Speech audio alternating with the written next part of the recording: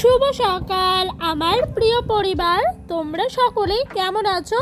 আশা করছি যে যেখান থেকে আমার ব্লগটা দেখছো সকলে ভালো আছো। তোমাদের আশীর্বাদ ও ভালোবাসার সাথে নিয়ে আজকের ব্লগটা শুরু করলাম। এখন বাজে ঘড়ির কাঁটায় ঠিক সকাল 5টা। আজকে ঘুমের থেকে উঠে কিন্তু সকালে সমস্ত আশিবাসী কাজকর্মে হাত দিয়ে দিয়েছি। আর কি হয় জানো তো, বেলা করে ঘুম থেকে উঠলে যেন কাজকর্ম করতেই মন চায় না। তাই সকাল সকাল গরমের দিনে উঠে সংসারে কাজ করার মধ্যে একটা কিন্তু আলাদাই শান্তি আর আনন্দ থাকে। তাই জানো তো ঘুমটাকে মিস করে উঠে পড়লাম কাজ সারতে। আর ঘুম থেকে উঠে কিন্তু ঘরের আশিপাশি বাসনপত্র বাইরে বের করে ঘর দুয়ার ঝাড়ঝুড় দিয়ে ঘরের সামনে মারুলি দিয়ে দিলাম। তারপরে এদিকে এসছি দুয়ার ঘরে জল দিতে। তো জানো তো বন্ধুরা, সকালবেলা থেকে আজকে না ভীষণ হালকা হালকা হাওয়া দিচ্ছিল, এক এক সময় ভীষণ জোরে জোরে হাওয়া দিচ্ছিল। আর এই হাওয়ার মধ্যে ফুরফুরে কাজ করার যে কি শান্তি বলে বোঝানোর মতো নয়। আর জানো তো সকালবেলা যখন বাড়িতে কেউ ঘুমের থেকে ওঠে না, একা একা সংসারের সমস্ত কাজ করি, তখন বেশ খুব ভালোই লাগে জানো। আর আমার প্রত্যেক দিন সকালে এরকমই মর্নিং রুটিন থাকে, সমস্ত জিনিস পরিষ্কার পরিচ্ছন্ন করার, সংসারের সমস্ত কাজকর্ম করে নেওয়ার। আর এই দিক দিয়ে দেখেছো ঝাড় দিতে এসেছি। আর সারা রাত কত আম পড়ছে। এই যে আমগুলো এত পড়ে, এই আমগুলো যদি গাছে থাকতো তাহলে কতই না আম হতো, তাই না বলো? কিন্তু আর কি, যেই পড়ে টড়ে যেটুকু আম থাকবে সেটুকুই কিন্তু হবে। আর জানো তো এই আমগুলো পড়া থেকে সবারই কত আফসোস হচ্ছে, বলছিস যদি গাছের মধ্যে থাকতো পাকতো তখন তো কতই না ভাল লাগতো। আর এই আমগুলো এরকমভাবে ঝরে যাচ্ছে দেখে সবারই মন খারাপ। কেন বলো তো, এই আমগুলো ঝরে পড়ে যাচ্ছে, লাস্টে কিন্তু আমের দামটা মনে হয় অনেকটাই হবে। কিন্তু এবার দেখছি প্রত্যেকটা গাছে বেশ মুকুল এসছে আমের। এবার মনে হচ্ছে আমের মুকুলটা অনেকটাই, মানে আমের ফলনটা রয়েছে। আগের বছর যেন কাঁঠাল হয়েছিল প্রচুর ফলন, কিন্তু এবছর দেখছি কাঁঠাল কম আম বেশি। যাই হোক, অনেক কথা বলে ফেললাম। বলতে বলতে এদিক দিয়ে বাসনগুলো মেজে ফেলতে এসেছি। আর জানো তো বন্ধুরা, আমার এই রাতের বাসি বাসন ফেলে রাখতে না ভীষণই খারাপ লাগে, কিন্তু কিছু করার নাই গো।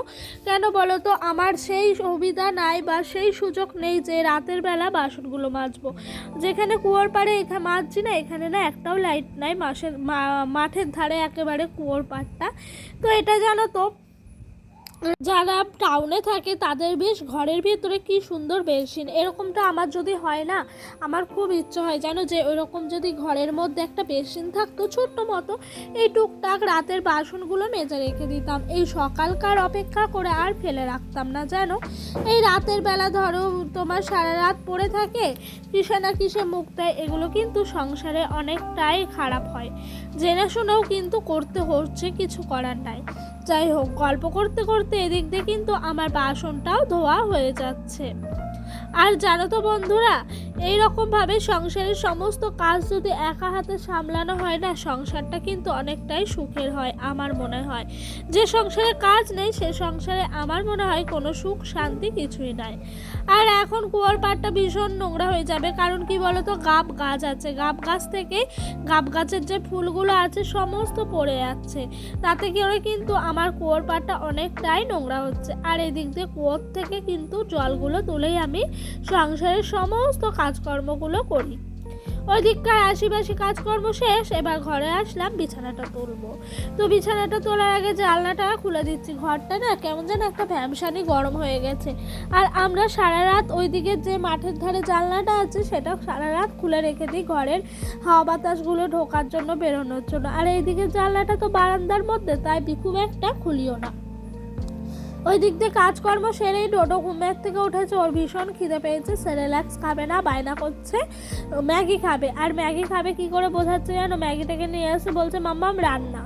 তো সেটাই নিয়ে এসেছি, এখন ম্যাগিটা ওকে করে খাইয়ে দিই, তারপরে কিন্তু অন্য কাজে হাত দেবো। আর এদিকে ম্যাগির মশলাটা দেখে আমার কাছ থেকে নিয়ে নিল। ও না এখন ম্যাগিটা খেতে ভীষণ পছন্দ করছে, আর শরীর খারাপ মনে হয় যা খাই তাই শান্তি। ওর খাওয়া নিয়ে আমার কথা, ও আমার কাছে যা চাইবে সেটাই এনে দেবো। এই করে করেই ওকে কিন্তু খাওয়ানোটা হচ্ছে ভুলিয়ে ভালিয়ে। আর যখনই খেতে চাইছে তখনই সমস্ত কাজকর্ম ফেলে দিয়ে আমি চলে আসছি। আর জানো তো ডোডো না এখন বেস্ট ফিডিংটা খুবই কমে গেছে, আমার মনে হচ্ছে হয়তো বয়সের জন্য কমে গেছে বেস্ট ফিডিংটা করা, কিন্তু কমে যাওয়া একদিকে ভালো, একদিকে আবার বলে বয়স্ক মানুষরা যে খারাপ নাকি। তোমাদের কার কি মতামত সেটা কিন্তু আমাকে অবশ্যই জানিও। ওই দিক দিয়ে চিনিটাও ঢেলে নিলাম, সকালে চা বসাবো। তো আর কি, বাসি কাপড়টা ছেড়ে মানে বাসি নাইটিটা ছেড়ে এসছি একেবারে সকালে রান্না বসাতে। তো সকালে এই ল্যাম্পটা কিনেছি জানো বন্ধুরা, এই ল্যাম্পটা না আমার ভীষণ দরকার ছিল। দাম কিন্তু খুব একটা কম, কিন্তু এই ল্যাম্পটার দরকার আমার ভীষণ। কেন বলো তো, এক এক সময় উনান জ্বলতেই চায় না, তখন এই ল্যাম্পটা জ্বালিয়ে রেখে দিই আর কি সুন্দরভাবে উনানটা ধরে যায়। আর জানো তো দেশ লাইটে মানে ধরে থাকতে থাকতে হাত না গরম হয়ে যায়, তখন এত যন্ত্রণা করে, তখন মনে হয় ছেড়ে দিই। সেভাবেই জ্বালাতে জ্বালাতে তখন অধৈর্য হয়ে পড়ি। আর এই ল্যাম্পটার দাম নিয়েছে যেন 15 টাকা সলতে সমেত। আর কেরোসিন তেল ছিল না, তাই দোকানে আমি 5 টাকার কেরোসিন তেল ভরে একেবারে রেডি করে বাড়ি নিয়ে এসেছি, যাতে করে কিন্তু আমার আর অসুবিধা হয় না। কিছু কিছু জিনিস আছে যেন ছোট, দাম কম, কিন্তু তার মূল্য অনেকটাই। আমার কাছে সত্যি কথা বলতে অনেক দিনের একটা ইচ্ছা ছিল যে একটা ল্যাম্পও আনবো। ডোডোর পাপা, বাড়িতে সবাই দোকান যান, বলেছিলাম, সবার না খেয়ালও থাকে না, আর বলি এই ল্যাম্প আনার কথা মনেই নাই। তাই নিজেই বুদ্ধি করে নিয়ে আসলাম, নিয়ে এসে কিন্তু ল্যাম্পটা রেখে দিয়েছি। আর এই দিক দিয়ে সকালকার রান্না শেষ, মানে সকালে আজকে বেশি কিছু করিনি, একদম নর্মাল যেন আলু সেদ্ধ ভাত করেছি। তো কি বলো তো, সকালটা গরমকাল পড়ে গেছে, তো সেরকমভাবে কেউ খেতেই চায় না, তার জন্য একদম সিম্পল, যেটুকু না হলে নয় সেটুকুই করেছি। চলো এই ভাতের ফ্যানটা ছড়াতে ছড়াতে তোমাদের সুন্দর সুন্দর কিছু কমেন্টের উত্তর দিয়ে দিই। রূপা দিদি ভাই আমাকে বলেছো স্নেক প্ল্যান্ট আমার ফ্ল্যাটেও আছে, অনেক পজিটিভ এনার্জি দেয় আর বেশি জল, সানলাইটের দরকার হয় না, তুমিও রাখতে পারো, অনেক অক্সিজেন দেয়। হ্যাঁ দিদি ভাই গো, আমারও না খুব রাখার ইচ্ছা আছে, কিন্তু কি বলো তো, এই যে ওইগুলো তো উইন্ডোতে রাখতে হয়, কিন্তু আমার সেই পজিশন হয়নি। মানে গ্রিলগুলো যখন বারান্দা লাগানো হবে তখন খুব ইচ্ছা আছে, মানে টাকা জমিয়েই এটা নেব। আমরা তো একদম নিম্নবিত্ত পরিবার, আমাদের কাছে 250-300 টাকাটাও না অনেক টাকা মনে হয়। তো ওই টাকাটাই আমার কাছে সত্যি কথা প্রচুর টাকা গো। তা আমি ভেবেছি নেব, এই গাছগুলো আমারও ভীষণ নেওয়ার ইচ্ছা আছে জানো, দেখেই কত সুন্দর লাগছে। আর এই গাছগুলো মনে হচ্ছে বাড়িতে এনে টবে রাখবো। তো ইচ্ছা আছে, জানি ভগবান একদিন আমার ইচ্ছা পূরণ করবে, সেদিন কিন্তু আমার ঘরে দেখতে পাবে গো দিদি ভাই। যাই হোক, কমেন্ট পড়তে পড়তে এদিকতে চলে এসেছি একদম চিংড়ি মাছের মাথা বাটা করব। তোমরা তো দেখেইছো কালকের ব্লগে কিছু চিংড়ি মাছ নিয়েছিলাম, তো চিংড়ি মাছগুলো তো এঁচোড় চিংড়ি করে ফেলেছিলাম, আর কিছুটা চিংড়ি ছিল, সেই চিংড়িটা কিন্তু একেবারে ভর্তা করেছি আর আলু সেদ্ধ। আমার এই চিংড়ি মাছের মাথা বাটাটা খেতে এত ভাল লাগে, তোমাদেরকে বলে বোঝানোর মতো নয়। তোমরা না বাড়িতে চিংড়ি মাছের মাথাগুলো ফেলে দেবে না গো, সুরগুলো ছাড়িয়ে ভালো করে তেলে নুন হলুদ দিয়ে ভেজে নেবে, তারপর কাঁচা লঙ্কা আর কাঁচা পেঁয়াজ একটু তেলের মধ্যে নেড়ে সেটাকে চিংড়ি মাছ দিয়ে বাটা করবে, তাহলে দেখবে খেতে অনেক সুন্দর লাগে। বেশি গরম ভাত দিয়ে এক থালা ভাত খাওয়া হয়ে যায়। আমার তো দেখলেই জিভ দিয়ে লোল পড়ে। আর সুন্দর একটা গাছ দেখলে, এই গাছটা কিন্তু আমাদের বাড়ির জানো, এই গাছের ফুলটা শীত গিয়ে এখন ফুটেছে, দেখতে অপরূপ সুন্দর লাগছে, কিন্তু কি বলো তো অনেকটা উঁচু হয়ে গেছে। ডোডোর পাপাকে আমি বলাতে ও একটু নামিয়ে দিতে গিয়ে ডালটাই মট করে ভেঙে গেছে। কি আর করবো, বেশি দিন তো ফুল হবে না, এই ওপরের ডালে 2-4টে যে কটা ফুল হয়েছে সে কটায়। আর গাছটা যখন কিনেছিল একদম ছোট্ট গাছ, সেই গাছটাকে আমি জানো তো ভালোবাসার যত্ন দিয়ে দিয়ে আজকে এই ফুলটা পেয়েছি। সত্যি কথা বলতে একটা বাচ্চা যেরকম আমাদের কাছে মানে সন্তানের সমান, একটা গাছও আমার কাছে একটা সন্তানের সমান। আর আরেকটা কথা বলছি, চলো এই সন্তানের কথা উঠলে যখন বলি, এই যে ইউটিউব চ্যানেলটা আছে না, এটাও কিন্তু আমার কাছে আরেকটা সন্তানের মতো জায়গা। এই জায়গাটা কি বলতো, ছোট্ট ছিল ইউটিউব, যেখানে আমি প্রথম ভিডিও পোস্ট করি সেখানে ছিল 0 সাবস্ক্রাইব। আমি পারলে আমার অজানা কারোর চেনা কারোর কাছ থেকে আমি বলে কয়ে একটা দুটো বেশ 10টা করে সাবস্ক্রাইব করার পর ভিডিওটা পোস্ট করতে পারতাম, কিন্তু আমি করিনি জানো। আমার না খুব ইচ্ছে ছিল আমি একদম 0 থেকে ভিডিও দেওয়া শুরু করব, দেখি কোনো দিন পারি নাকি 1000 করতে। জানি না পারবো কি না, অবশ্যই পারবো, আমার মন বলছে, জানি না কি হবে লাস্ট অবধি। কিন্তু কি বলতো, আমি না এই ছোট্ট থেকে মানে প্রত্যেক দিন একটা করে ভিডিও দিয়ে এই জায়গাটা বেশ কিন্তু আমার একটু ভাল লাগারও জায়গা হয়েছে। আর আমার মনে হয় এই ইউটিউব প্ল্যাটফর্ম মানে আমার চ্যানেলটা আমার সন্তানের মতো। বন্ধুরা, তোমাদের সঙ্গে গল্প করতে করতে এদিক দিয়ে কিন্তু আমার সর্ষে পোস্ত বেটে সজনে ডাঁটা দিয়ে আলু দিয়ে চচ্চড়িটা করা হয়ে গেছে। আর এটা খেতে না ভীষণ ভাল লাগে জানো। আর প্রত্যেক দিন তো শুধু সর্ষে দিয়ে করি, আজকে শাশুড়ি মা বললো দোকান থেকে 10 টাকার পোস্ত নিয়ে আসি, তারপরে কিন্তু বেটে এই তরকারিটা করতে। আর 10 টাকার পোস্ত তো মানে জানোই একেবারে একটুখানি ছুঁয়ে দিচ্ছে, দোকানওয়ালারও কোনো দোষ নেই, যা বাজার দর হয়েছে তাই তো এরকমটাই হবে। যাই হোক, কথা বলতে বলতে এদিক দিয়ে আমার কিন্তু রান্নাটা প্রায় শেষের দিকে। আজকে করেছিলাম একটু কুমড়ো ভাজা, আলু ভাজা আর এই সজনের ডাঁটা আলু দিয়ে সর্ষে পোস্ত দিয়ে চচ্চড়ি।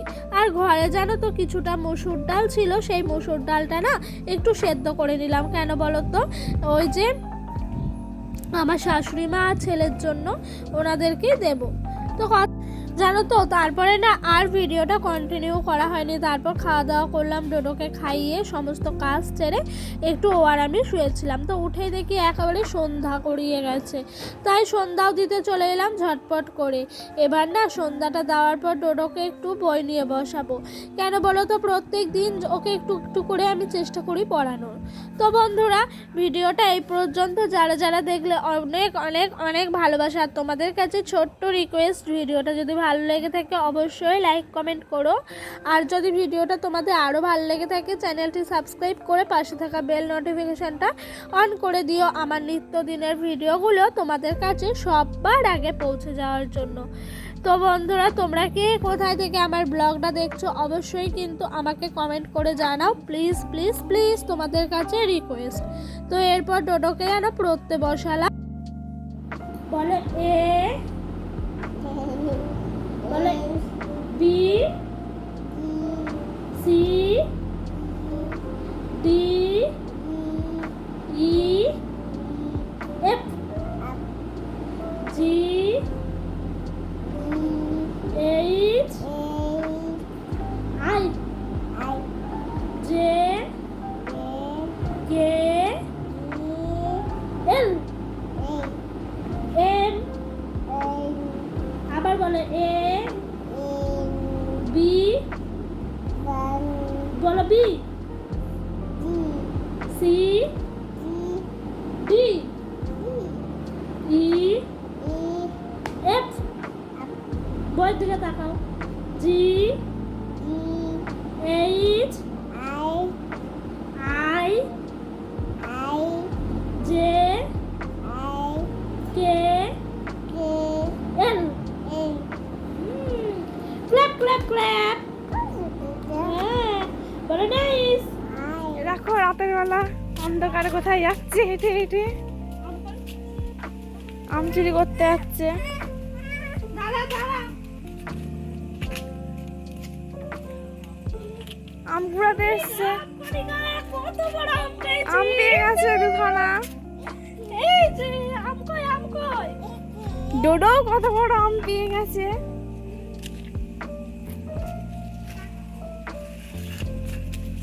এই আমটা পাকা গাইস।